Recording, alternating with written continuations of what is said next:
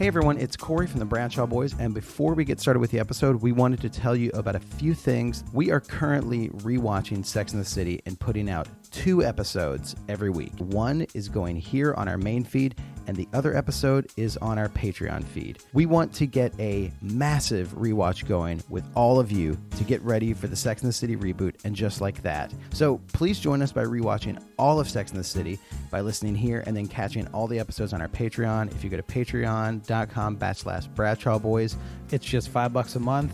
You get twice as many episodes as you do on the main feed, and you join us for the entire rewatch. I mean, what a crazy deal, right? It's super fun. We'll get all the episodes in before the reboot happens, and you get to catch everything and be there with us. The other thing is, if you follow us on our Instagram at the Bradshaw Boys, we just launched a face filter in stories called Who is Your Sex and the City Boyfriend?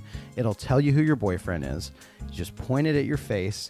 It spins through a bunch of guys, and then look, your boyfriend is Steve. If you go to our Instagram, you can check it out on our profile, go to the filters, or look for it in the filter store, tag us, and then we'll repost you so the world can know who your boyfriend is. All right, enjoy the episode, everyone.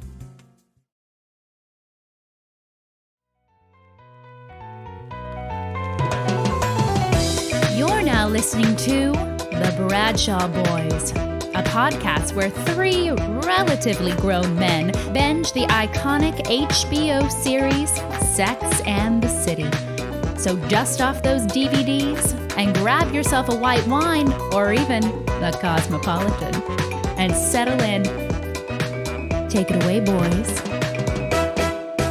Welcome to the Bradshaw Boys, a podcast where 3 guys rewatch Sex and the City with you. And just like that, I'm Cory Cavin. I'm Kevin James Doyle. My name is Jon Sieber.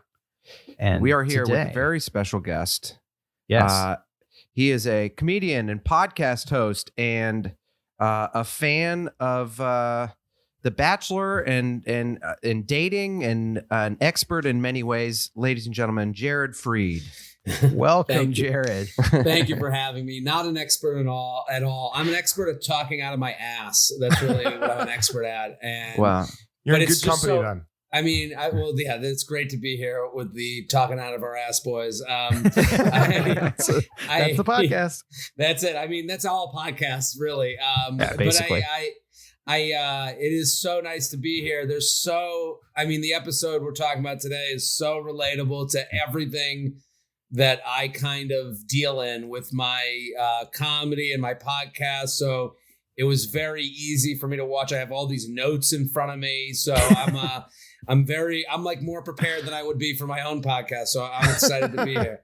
This is it's such an interesting thing where people are like, guys watch Sex in the City, and you're like, no, 4 guys watched Sex in the City and showed up with notes to talk about it on a Friday afternoon. We care more than you think, everyone. Yeah. Oh, yeah. Absolutely. Yeah. Were you a Sex and the City fan prior to agreeing to come on the podcast? I always thought it would be disingenuous to call myself a fan. I've definitely like dipped in and out of the show because like for the same reason you guys thought of me as a guest, like I love TV just generally, but I love TV that like kind of like deals in dating and relationship stuff. So like Love is Blind, The Bachelor, like Next on MTV. Like I've been watching the Average Joe Millionaire, Flavor of Love, Rock of Love. Like I've been watching these shows my whole life. And the interesting part is like I've also been single and dating through my 20s and now 30s. And whenever I'm in a relationship, I end up like watching these shows with someone I'm seeing. And I always just have kind of like I would call it an interested opinion. I think like these shows for guys, a lot of times the easy thing to say is, well, that's stupid. Like, but I think like there's a lot to be like, I've always said on my podcast, I'm like, watch this. You watch The Bachelor, you're going to have some great bar conversations with single women. Like you're just going to have like, and if you watch it without like, just tossing it aside as like chick shit or like not for you, because there's so many themes here that people want to hear your opinion on because you're kind of the outsider on a lot of these shows. So like, just like you guys, you're the Bradshaw Boys. Like, you know, like people are listening here for a certain type of angle that maybe them and their friends wouldn't have had. It's just like perspective. And so I've always had an eye on Sex and the City. Like I like an E-marathon I'll like dig into, but like I've never like watched it from beginning to end. So I have like a general idea of the characters and how they fit in, but I not a fan, but I do like the show. Mm-hmm. Yeah.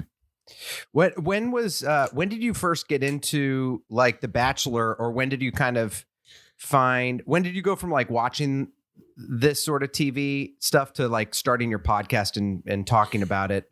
Talking out with, your ass. with like your Talking out your ass doing with your my fan ass base. talk. Yeah, when the ass talk start. So I was sick. I do stand up every night, and there was like a Monday night where I was just kind of like sick. I've always watched reality TV. Like I've never watched like the smart TV shows. Like I tried Breaking Bad for like a minute, and I was like, this is so slow. I can't do this. Like I just like quick, punchy, fun, light stuff. And so I've always watched reality TV, and I think I was living with my younger brother at the time, and we had an apartment together, and I was sick one night. So I had to like stay home, no shows. And The Bachelor was on, and I just started like kind of tweeting about it. And I noticed like the reaction was just so great. And like, it was an actual, like, it was a sporting event, the way it was being watched with an audience. Like you could discuss it, and like, it was live, it was happening in the moment. So I started tweeting it. And then I was like, the tweets were like really getting traction. So I started live tweeting every episode, taking Monday nights off to do it. And then I was doing this things called, and then Instagram stories became like a thing. And I was doing this thing called Dudes Watching Rom-Coms, where I would like yell at the TV during a rom-com. But it started as like me just writing commentary on the screen during a rom-com that like people have seen. And I was like, I combined the two. I was like, I'm going to take the live tweet of The Bachelor, combine it with Dudes Watching Rom-Coms, and then it became the live scream because I yell at the TV. And it's just me kind of like going through the show with you watching at home, and people kind of like tune in during the commercials and, you know, tune in after the show. And it's like, you know, it's like water cooler talk. Like, okay, this event happened. What would Jared's opinion be on it? Or some idiot who's yelling. And it's been, it's fun. It's like my greatest pleasure. Like I like the fact that people watch it, like it's crazy. Like, and it's become also a job. So it's like I'm right now, The Bachelor starts on the 7th. Right now we're taping on the 28th. I'm like gearing up for the season. Like I have to like relax. Like I need to, you know, some people take baby moons before the baby is born. I'm taking a Bachelor moon. I'm going to Florida for like a few days to like chill out before I have to like dig in. As someone who just went on their baby moon, I imagine that there won't be like slow walks, very slow walks on the beach and avoiding shellfish like mine. So. Well, mine will be just staring off into the ocean, just whispering, Katie, just what will she do? Will she find love? Will Katie find love? Well, I do a preview before every season too.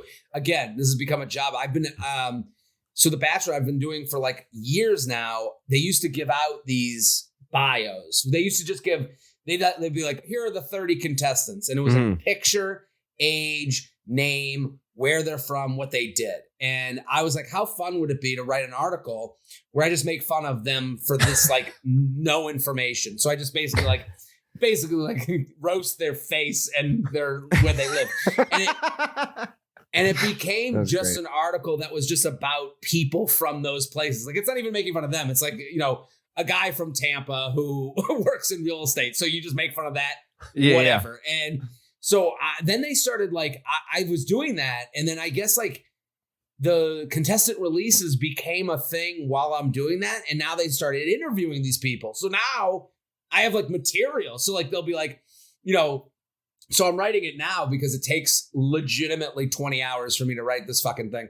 And I release it the Thursday before the season starts. So they'll be like, you know, like now I'm looking at like a guy who's like, yeah, I love my job and I'm going on The Bachelor. It's like, nobody who goes on The Bachelor loves their job. Like you just like, that's just not a possibility to me. Like you're not like perfect life, just gotta fit this woman in. Like, it's like, no, that's not how it all works. So like now I get like more to make fun of, which is like so much fun. And what's kind of gotten, so I do these previews and that'll come out. When does this come out? Do we have a date? This will be out within a week, within like a week or two. Yeah. Yeah. So if you're on my Instagram, you'll see all these bios, and I do it every season. And now that's turned into like TikTok, taking the bio that I wrote, sharing it to it's a whole thing, a marketing thing to get people to come to shows. So, but I just, it's so like these guys that go on, like I like the fodder of it. I like the idea of like, you met a guy from San Diego who works in real estate, but who calls himself a real estate investor, but then it's actually that he flips houses. So it's like, that's an interesting thing from a dating perspective. Wouldn't you feel a little let down if the real estate investor was actually a house flipper? Yeah. So this is the fun of it.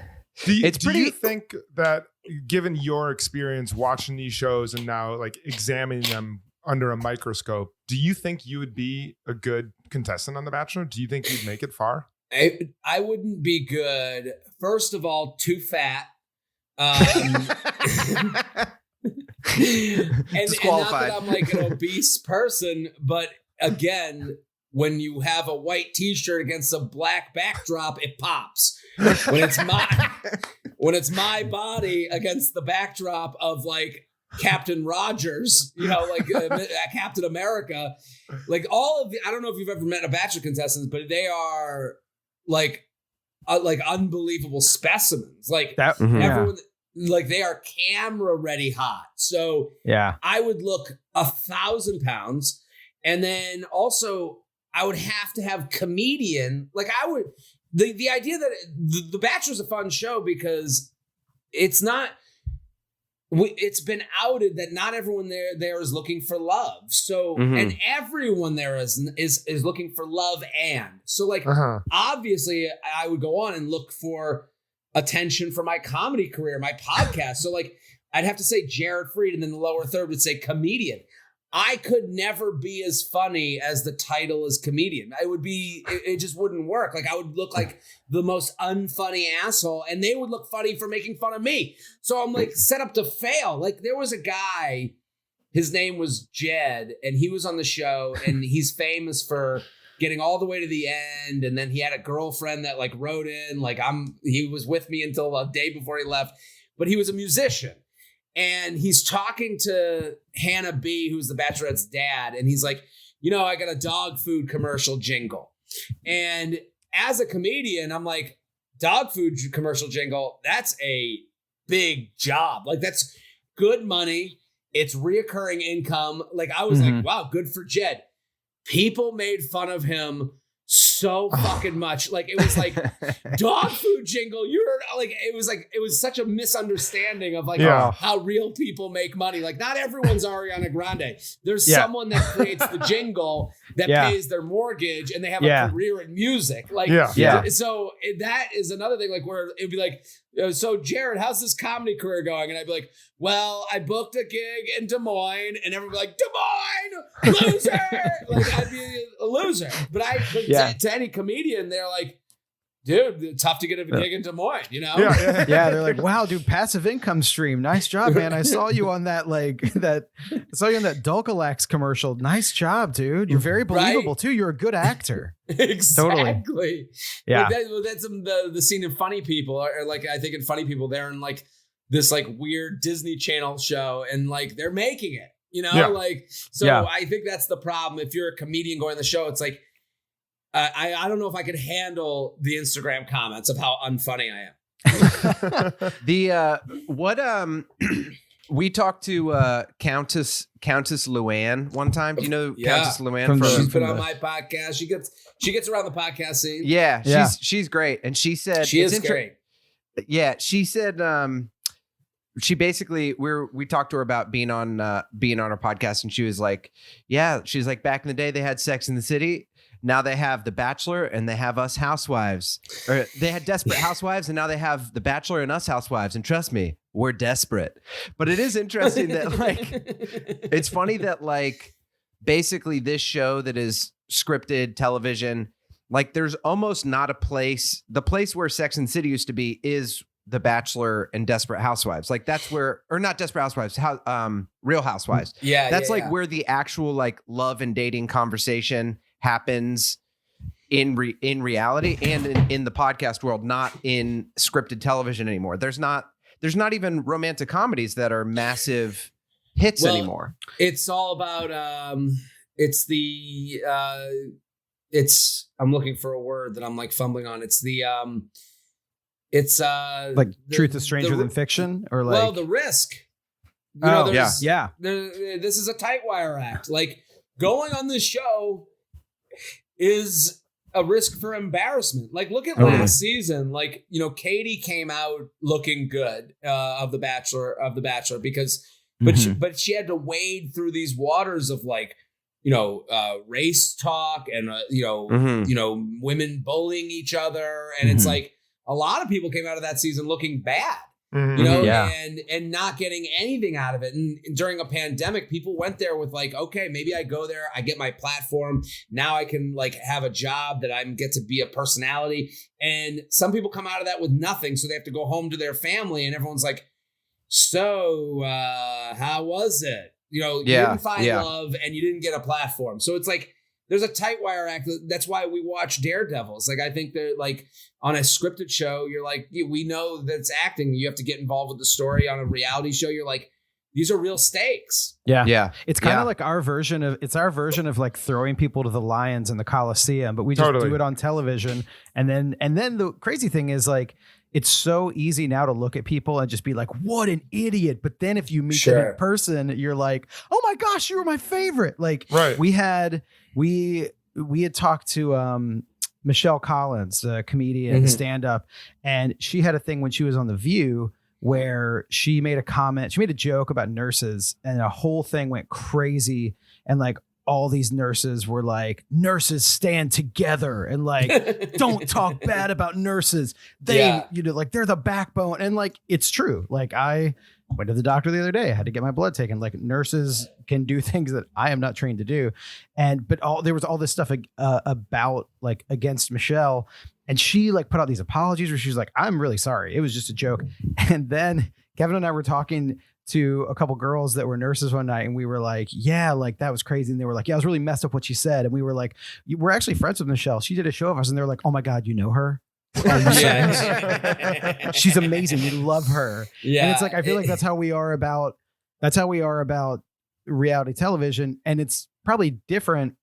It's different with scripted because it's like, that's not those people. Like once you get down to it, it's high stakes for them, low stakes for us, like we can talk shit and it's just, we're talking shit about people, but then you go and for them, it's like devastating. Like it is interesting because I make fun of the show, but I'm also there as an interested party for the show. And like, it is interesting that I never thought I could be good at this, but I do have to give myself credit because I get messages from people who try to joke with me and they're bad at it. They are genuinely sound mean. And it's a very thin line between I'm joking with you and I'm laughing at you.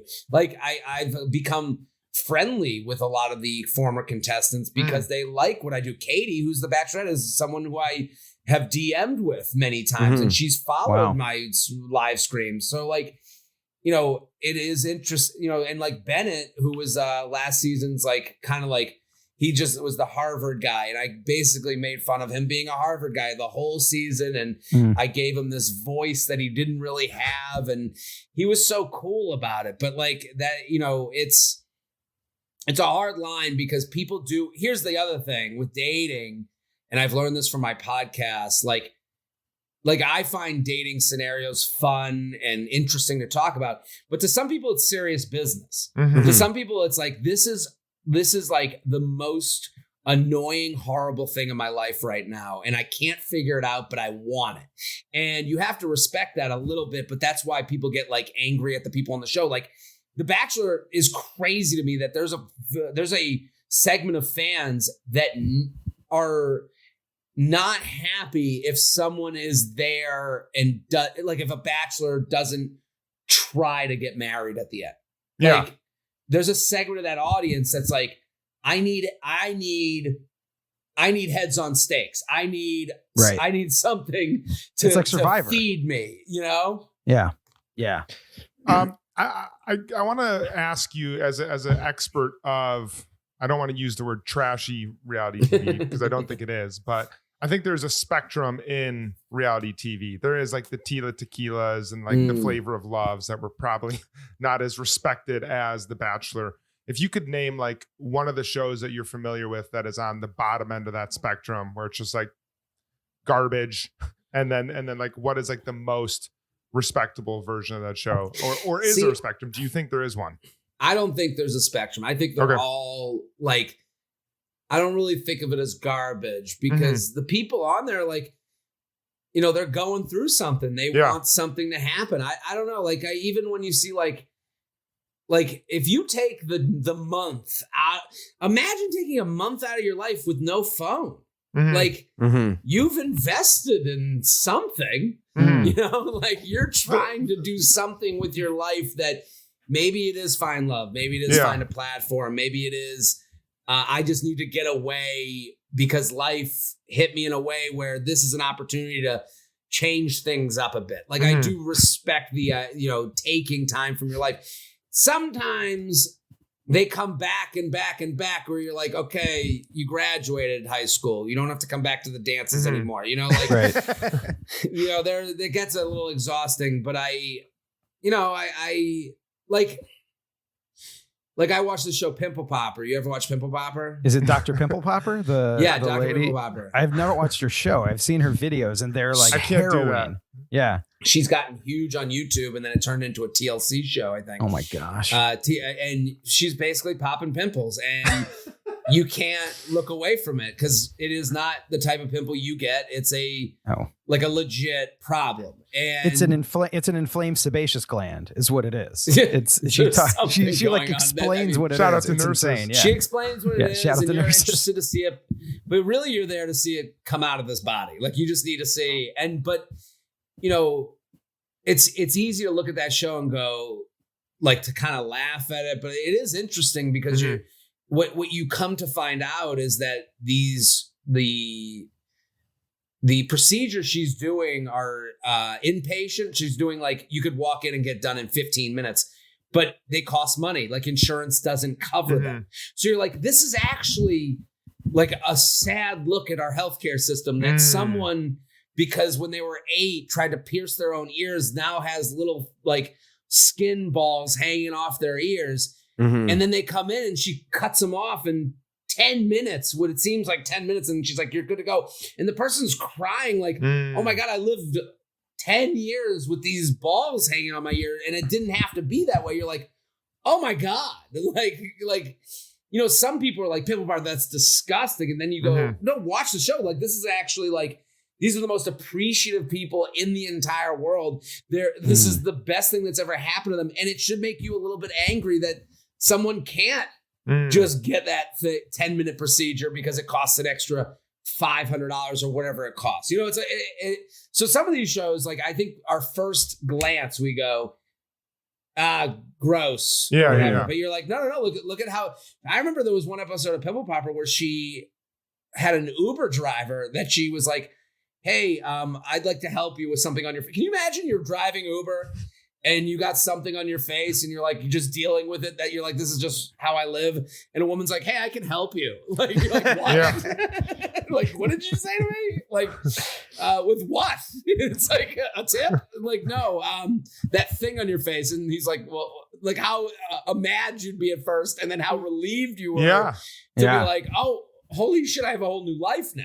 Yeah, that's super interesting. I never thought about like the little micro glances into those lives and like trying to understand. I do a bit on stage about it. They're the most positive people on TV because, you know, it's things we take for granted. Like if I had something on my face that cost $500 to take off, I could do it, and that's why I would be unappreciative. When I went in there, I'd be yelling at the person, get it the fuck off right now. You know, like I'd be like the worst patient. And these people are genuinely the best patients. Yeah. Well, we're going to be talking about old dogs and new dicks. Yep. And we're going to be talking about the persistent pimple of Carrie and Big's relationship that keeps on coming back. But let's go Well, Katie will talk about what's going to go down in the episode, and then we'll come back and we'll talk about it. Sounds Let's good. do it. Awesome. Episode 20. The Man, the Myth, the Viagra. A frustrated Carrie tries to get big to make time to meet the girls. Miranda meets Steve Brady, a cute bartender who wants to be more than just a one-night stand. Samantha dates an incredibly wealthy man in his 70s with a sumptuous lifestyle and a pocket full of Viagra. And now, back to the boys. I don't know about All you right. guys, but I want to get recircumcised after that episode. That was my first thought watching was 1 week recovery Dude. for circumcision. That there's no fucking way. How much did they I feel nail it like- though when he got turned on and immediately like started wincing in pain? Because Yeah. you know his dick was just pushing up against those khakis, just feeling real hurt. Yeah, I think Moses would disagree with the whole premise of this episode that him coming back after a week. Moses would be like, yeah, that was a whole, the rest of my life fucking sucked. Yeah. Yeah, I think you missed the point. It is funny that it is funny just Charlotte's entire storyline of like Judaism and circumcision. Like they're even when they don't Never mean to, ends. they're circling around this. They're laying all these Easter eggs that it's like, no, she's definitely going to become Jewish at some point, Yeah. which she does. Yeah, it's I mean, that whole of the storylines, like of the things that they're looking to change, you know, you're like, oh my God. Like, Yeah. So on my podcast, we got asked about circumcised and uncircumcised penises. And for whatever reason, like we take emails from listeners, give advice. Yeah. That turned into like a 6-month uncircumcised email chain. Like we got like interesting. so many people writing in about that. It is Really? because it is, I guess, to women like a shocking thing. It's a shocking thing to me. Like I'm circumcised. Mhm. Yeah. And when I saw one, I was like, what is that? Like, Yeah. I had Yeah. no idea. And then, but it's just amazing the fodder that comes from it. If you bring it up to women, because my podcast, it's mostly women that listen. If you bring up uncircumcised penises, the emails just fucking fly in. Like people are Really? like, What do they say? I saw one on Christmas, you know, like, I feel I like remember it's once I saw- once they backpack in Europe for one summer, then you get over. That's what I was seeing- going to say. That's the first time. That's Yeah. the first time I saw one was in Europe at a hostel, and I was like, "Whoa, these two guys are not from where I'm from." Like, Yeah. and it's not the language that's aliens showing are that. here. Yeah. What have they done? Dude, Yeah. I have a really embarrassing story about my wife. She went to the Robert Mapplethorpe photography exhibit, Mm-hmm. and like it Intense. was just like super close up pictures of dicks, and like one of them was an uncircumcised penis, and she was just like, what is that thing on there? And the person with her was like, that's an uncircumcised penis, and she's like, oh, That's I don't know. it's an funny. if you know type of deal. Yeah. You know? Yeah. Is it wearing a sweater?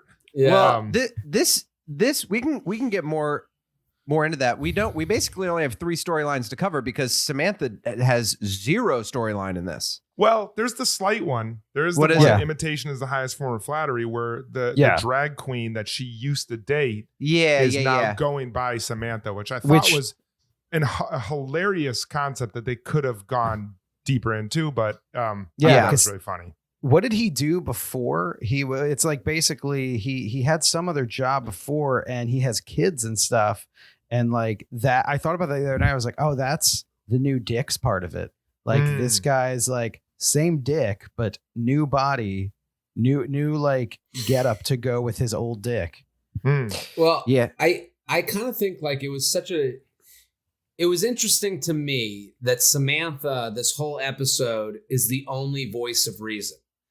And she's the only one that makes good points. She says, there's a part where she says, like they talk about the uncircumcised penis. She's like, as long as it works well, what are you Yeah. worried about? So, Mhm. and it's like, if you think of it from like, what would you rather? Would you rather bad sex the rest of your life or an uncircumcised penis?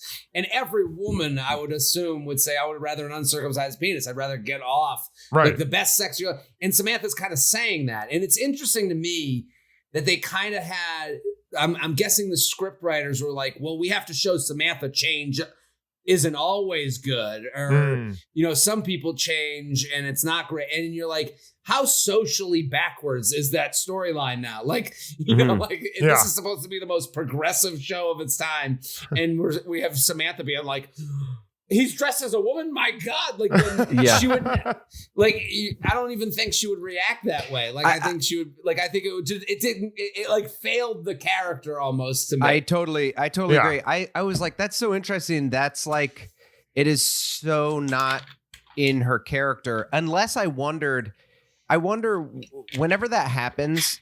And when like it gets cut short, I wonder if they were at minute 33 and they cut a scene where they like, totally, there's some resolution there, but I was like, that's definitely not within Samantha's reality. I think she would have rolled with it, because I think it is a really funny concept as a woman. If you were dating a guy and then 2 years later you saw them and they were dressed in drag using your name, I think that's just a funny. I mean, this was was a 30 Rock. This was a storyline on 30 Rock. Oh, they did that? The blonde woman was dating a cross-dresser who was dressing as her. Oh yeah, that's right. That guy was dressing as Jenna. The guy from SNL. The guy, what's it called? I'm fucking up on all the names, but it was played by the guy who was MacGruber. Yeah, it's Will Forte, and that's right. And she like sees him out as that. Yeah, totally. But that's the thing. Like, to me, I was like, it's more Samantha for her to go, wow, let's go home together. Like, now with this new kink or whatever it could be for me, like that would be more honest to Samantha's 100%, character. 100%. But it was interesting that they kind of tried to like take the rug out from Samantha, who was so reasonable at every discussion they had. She's like, she had wanted to pull the wrong thread. Carrie's talking about changing big, and she says, you can't change a man too much. You pull the wrong thread, it undoes the whole sweater. And you're like, you're right, Samantha. Like, how much can you change someone? Like, how much, like, and it is to the theme of the episode, to me, was something like, and it happens a lot with dating stuff that we talk about on the podcast, where it's like, you're at a negotiation table with the person you're seeing, but you have to be willing to get up from the negotiation table to truly be happy. And Samantha's advice is always from the perspective of, you'll find a new guy who will be better off for you. And Carrie's perspective is, I've already done this much with Big. Carrie never would ever get up from the negotiation table with Big. Like, and it's proven in this episode. Like, her whole discussion with him about the cigar in the restaurant, Big acts like a total piece of shit. Oh yeah. Like, the person asked him to put out his cigar, and he's like, he does this whole like supposedly charming dance around the restaurant, asking people. There was nothing charming about that to me. No, I was like, this is it was a so jerk. cringy. Like, I loved it. He's showing you who he is. Yeah, even totally. all the people I loved it that when he the went people up started to clapping. Yeah. That's I'm 'cause sure he was all the buying people that were drinks. around there were just like, what is this guy? Like, what am I going to do? Like, no, this is annoying. Like, at that point, you just don't want to be the uncomfortable person that's like the downer. But everybody, I'm sure. And then he's like, gets one round of drinks. Like, like I can buy my own drinks and not smell like shit. Exactly. That's that's also why I think sometimes Carrie is like an unreliable narrator. I think like we're seeing big sometimes through her perception. Because like if we were ever in a restaurant and someone did that, I'd be like, this is the biggest douchebag in the restaurant by far. Yes. But for her perception, she's charmed by that and like kind of like into it, and like it builds this character of who he is. So I don't know. It's just interesting how. But go. Sorry. Oh no, it's just interesting because we've had several of our listeners like who are a generation older than us being like, you guys don't understand. Back then, that's like what this kind of behavior was what was really attractive. We were women watching the show from Iowa, being like, that is the man that we want. But that's now like we New look York at man. it like, I so get cringy. why someone would be attracted. Okay. I just think if Carrie's goal is like, her being attracted to that and not attracted to that is a different conversation than should I change my man? And Carrie's strategy to change Big is to keep going along with his douchery, as opposed to, hey, I'm leaving the restaurant now. I have to go. And she even blames it on the cigar and checking out women. And it's not about that. It's about, are you committed to me? And will you make sacrifices to actually date me? And it's like, and it's, and through Carrie, like you're right. It's unreliable because you're like, someone out there is like, well, Carrie would have, stuck with Big and finally he changed around.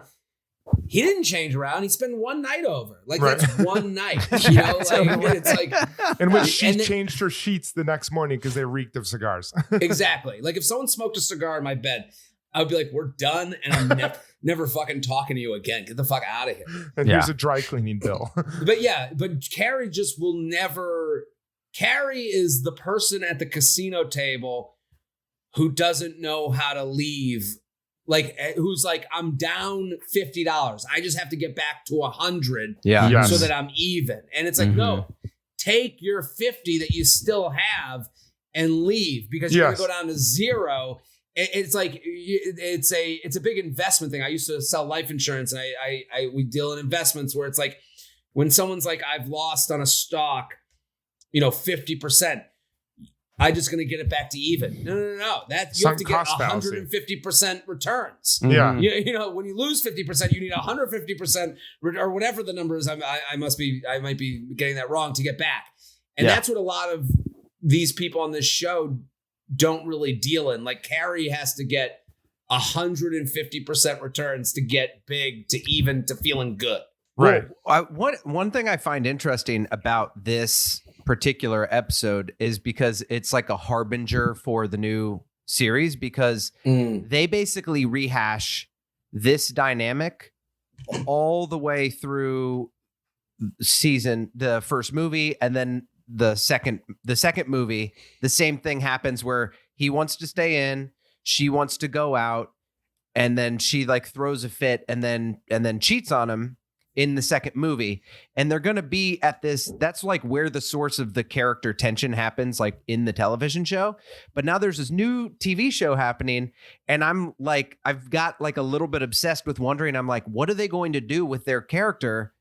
Because they've basically done it's season 2 and they've been doing this since season 1. And I don't know how they're going to bring anything new to this relationship. That's not just this, that's like, she's perpetually dissatisfied and he's perpetually like, can I just fucking live my life? Like I could be banging these other models and smoking cigars, but he doesn't leave the table either. He sticks with her, but he gets everything he wants all the time. Yeah. Like, I don't think there's ever be one night out of the place, and then he gets to do the rest of the year at his place. Like Big never really makes any concessions. And what you're talking about with the new reboot, like to me, I mean, it is so funny to me that they're trusting, like the idea of like, give us Sex and the City in 2021. And we're trusting this show to show it to us. Like the least equipped show on the face of the planet. Like this show, and I understand at the time it was progressive, but it is so not progressive now and is so kind of different in the, like, I don't know I hope they find new writers. I just don't think that this is, they're going to get the like, it's like Carrie's going to tell us about, Sex in the City in 20, it just doesn't make sense. Well, I mean, you were talking about like how that's what's compelling about reality shows is like that it's a high wire act. And I was like, I think just the speculation on how they're going to, what stories they're going to do, how they're going to tell them from what perspective is truly a high wire act of like, what are you going to do? Cause it's like the amount of things now, like there's always articles that it's like the diversity and the like, this didn't age well. Like this didn't age well with Sex and City is like all the time. And I think it's, they're going to have their hands full. The character that ages the best isn't even doing the show.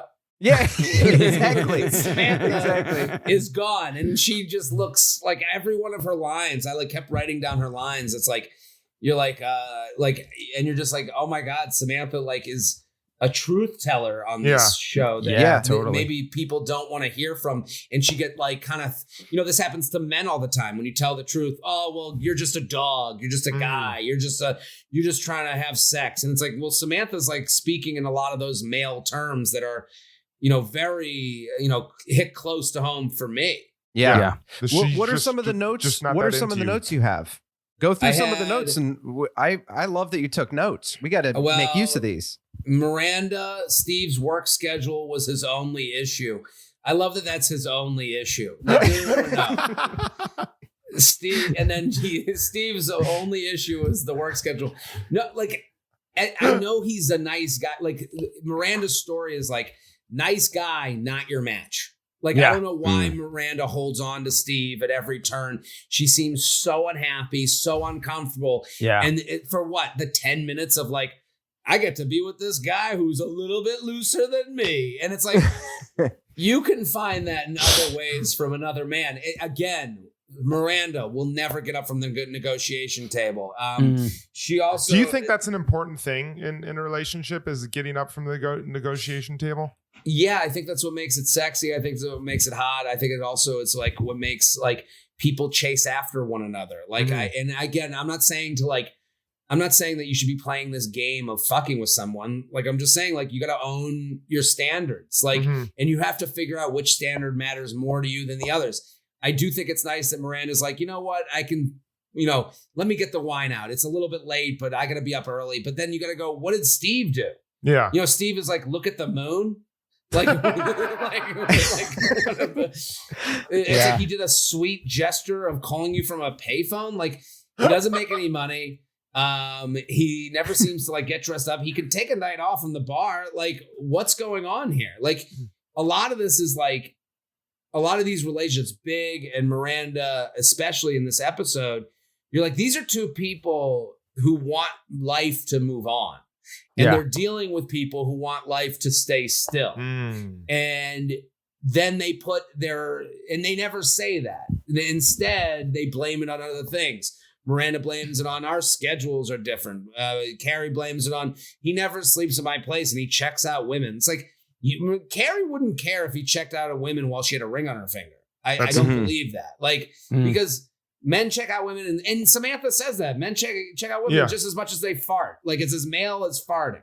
And it's like, like I was at the club at Cellar the other night and it was 4 men just sitting around the table, and someone came up to the table and was like, oh, there's the hottest group of women came here. And then one by one, we all got up, like kind of like walked over, took a look, and then came back and we're like, yep. And that was it. That is in fact correct. Checking out women and crop dusting. It's the same flight pattern. Exactly. And like, there were married men, there were gay men at this table, there were single men, and all of us did the same kind of. And again, someone could look at this and be like, that's creepy, but it's just, this is kind of a thing that happened. And again, I'm not apologizing for creepiness, or I'm also not saying that this can't turn into danger, because that is always at every turn when, men are being gross. But if we live in the kind of like simplistic view of like 4 men just going over, all right, cool. Yeah, I just wanted to see the beautiful painting that I heard about, We asked this question to our Instagram followers. We said, we took a poll, boyfriends checking out other women, issue or non-issue. 61%. So over around 700 people said it is an issue. 39% said non-issue. See, I'm someone who looks at everyone, like that's another thing. Like, I look at everyone and I think it's like kind of hot to discuss it with your partner. Did you see it? Like, if my partner was like, she's sexy, and I was like, oh shit, you're right. Like, that's like a fun, trusted conversation that you have with someone that you're like enjoying. Totally. And it goes both ways. What's that? It goes both ways, because if you were like, look at that guy, he's jacked, like, and she could be like, I just like that my partner can appreciate beauty. Like, like it's like that. Like, I think there's something like genuinely hot about that. Like, so it is, the whole thing is just kind of interesting that like, I don't want to look, that's a symptom, not a Yeah.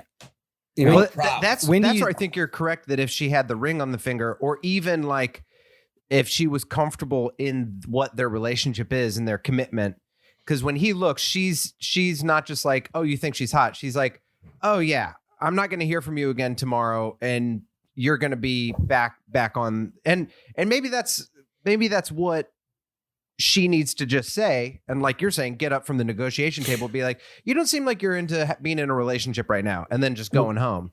Well, that's the most honest part of this episode. And they never really say it. And maybe that was their goal, is these are the feelings of someone who gets back with an ex. You know, like, because that is the beginning. Is in the beginning, she goes, I'm back with Big.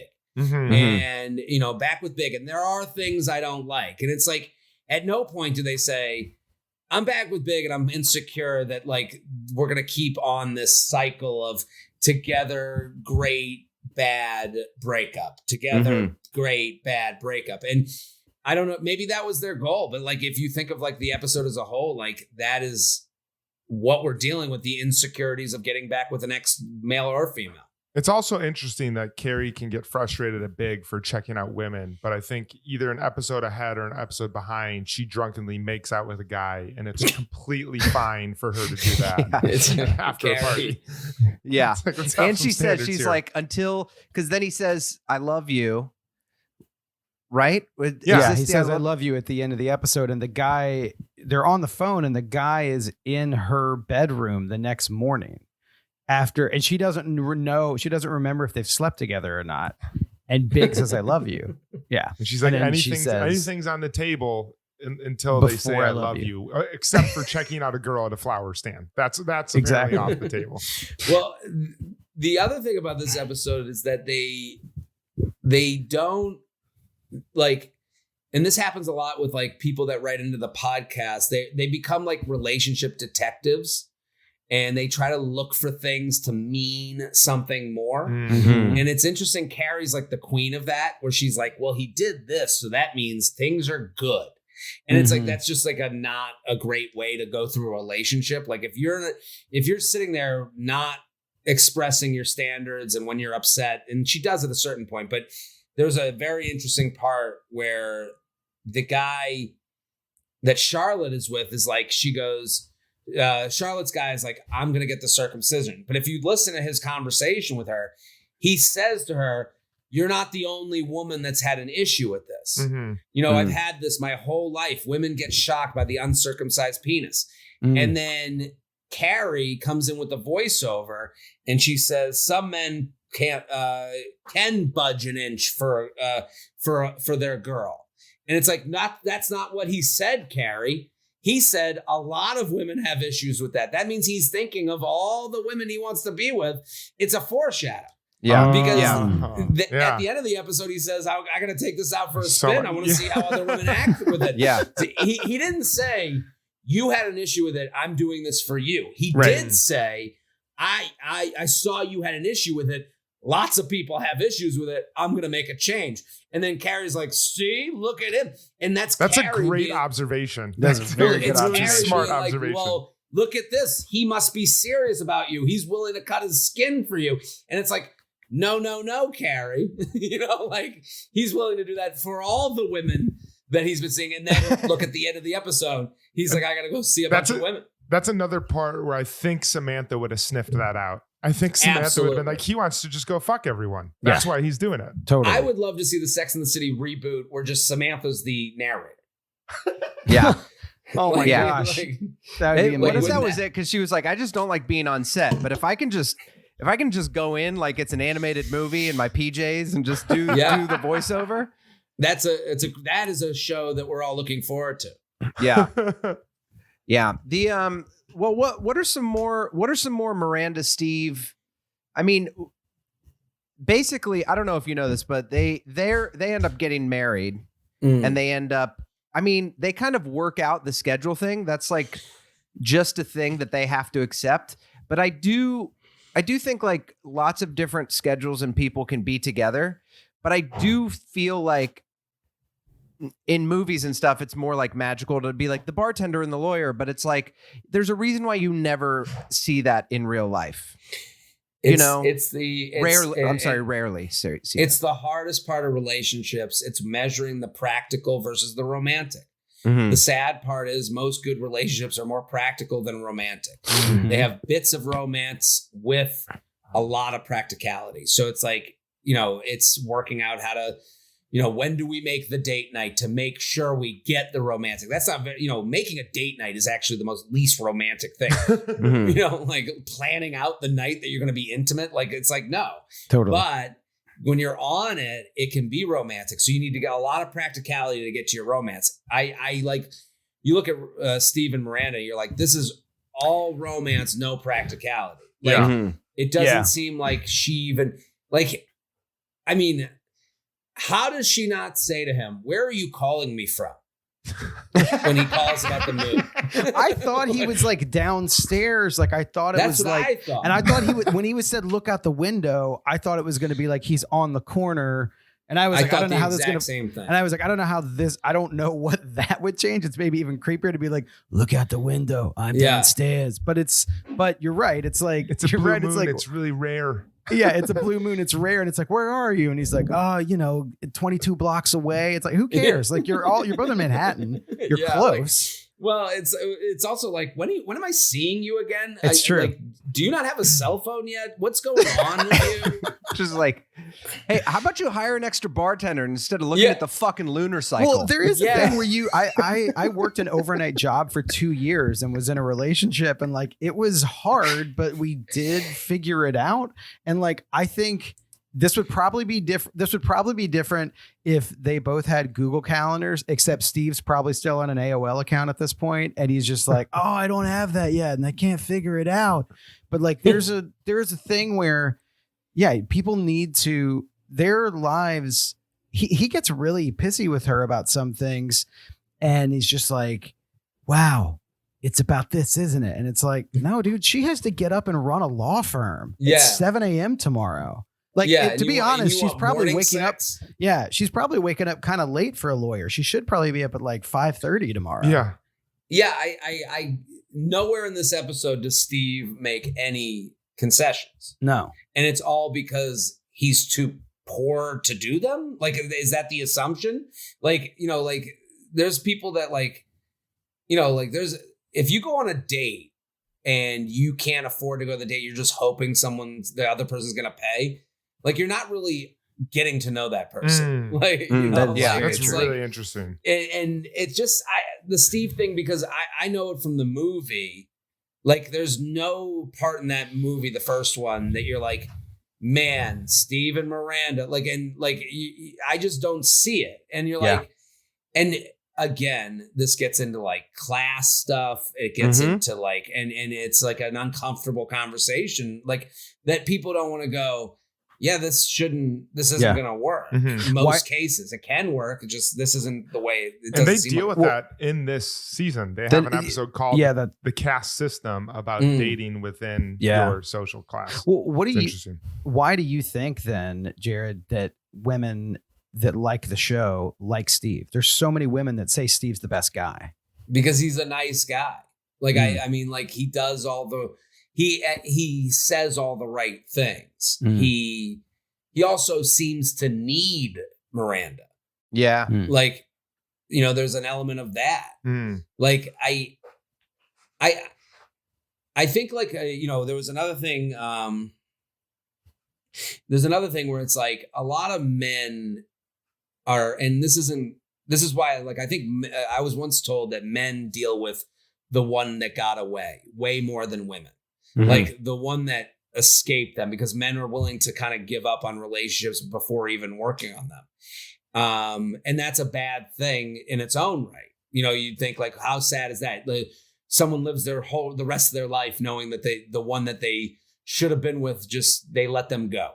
Yeah. But then there's another side of that where it's like trying to make a square peg fit through a round hole. And that's what this whole episode's all about, where it's like, there's a lot of people that are like, I got this car got me here. I don't even want to see what the other cars could be, because I just know that this is a reliable car. And that's, I think, like Steve kind of presents that reliable car of like emotional like support, because he's always sweet. Like there's never a Steve scene where you're like, fuck this dude. You know, like there's always a big scene like that. And they even in this episode, they lay on the cutesiness of he's always just like, even in the like that would be annoying after a while, that it's like in the morning he's like ba-doo ba-doo ba-doo. She's like, yeah, I don't like, I have shit to do. Like, right. Yeah. You're not gonna pull a fast one because of your silly voice. I have to go to work. Steve seems like he would go down on a woman for 7 days. Like it just he would never ask, you know, oh, how we doing up there? You know, it would never come across as no, I want to. I want to. I like 7 days of never, you know, stopping with my tongue movement. Yeah. We asked our Instagram followers if it's possible for people to work a relationship to work on different schedules. 64% said yes, and 36% said no. I mean, it's possible, but you know, I mean, like I work at night. I had issues in my relationship that I was just in with, like, hey, you know, we got to make time for each other. And, you know, it's also like, you have to have an agreement on what is good time together, you know, like, you know, because sometimes when you're someone who works at night, and Cory, you probably know this, like working overnight, as you said, like, you know, where you go, well, let's go hang with my friends. And that might not count to the other person. Right. Yeah. As time together. Like where it's like, no, we need you and me together. Yeah, totally. That only counts. Yep. The friend stuff, you know, that's like a, you know, like a half account, you know, like it's totally. like, so, and so to some people, going out with the friends and being with your significant other, that is all that they're looking, you know, just they're looking for. And to other people, it's like, no, I need the one-on-one. It's got to be just us. And that's just two philosophies. Right. Yeah. Well, what was that like? Like, did you find like day dates, or was it like, I'll take one night off for date night, or like, is that difficult? Good at that. I was never really good at that. That's probably something I wish I was better at doing. And you know, trying to be, you know, in the future, but like, you know, especially in a job where it feels like you can work 24 hours a day. Yeah. Yeah. You know, like there's never like the whistle that's like, and shift's done. Yeah. You know, like, so, and that takes, you know, more confidence and being more believing in yourself. Like you have to believe in yourself enough to take time off. Yeah. And you know, that's very hard thing. Yeah. Yeah. Yeah. Yeah. I think a lot of it just comes down to communication. And I think the thing you're saying about like the negotiation table, like there's something that can sound really, really like hard-nosed about that. But I think a lot of it is like the Samantha thing of just being honest to say, this is what I want. And like, I don't want to get up and walk away from this, but like, let's figure out what your good time is. And then we'll see if we can work that and what that means. And I think through working through those things, if you're honest, you actually, I mean, we always talk about this. It's like you actually are open and don't waste someone's time. And if you find out in 2 dates that it's not going to work, like you both saved each other a lot of good time and heartache. Yeah. And then you might actually be able to be friends if you actually like the person. You're like, look, this is not going to work out romantically, but like we could be friends, or like we don't need to be friends because we both have enough friends. Let's like move on with our lives. Well, people get afraid of the friends thing because then there are people that use that to their advantage. They go, well, now that I've established that we're not the right one, we hook up, you know, like, and then you can blame it on, I told you, like that happens. A lot of men do that where they're like, you know, they establish, hey, I don't think we're the right match, but I'm open to like, you seem cool. Let's be friends. And then 2 weeks later, you know, 2 weeks later, they're like, oh, we fucked up, you know, back. And then the other person's left going, well, what are we missing here? If we're friends and you still want to fuck. Yeah. Yeah. Then totally. Isn't that a relationship? You know, like, I mean, they're right. They're not wrong. They're absolutely right. Yeah, totally.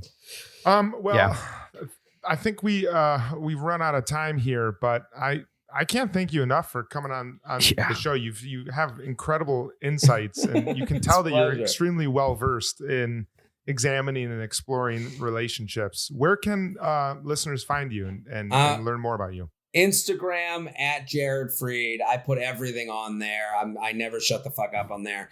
I got podcasts, the J Train podcast.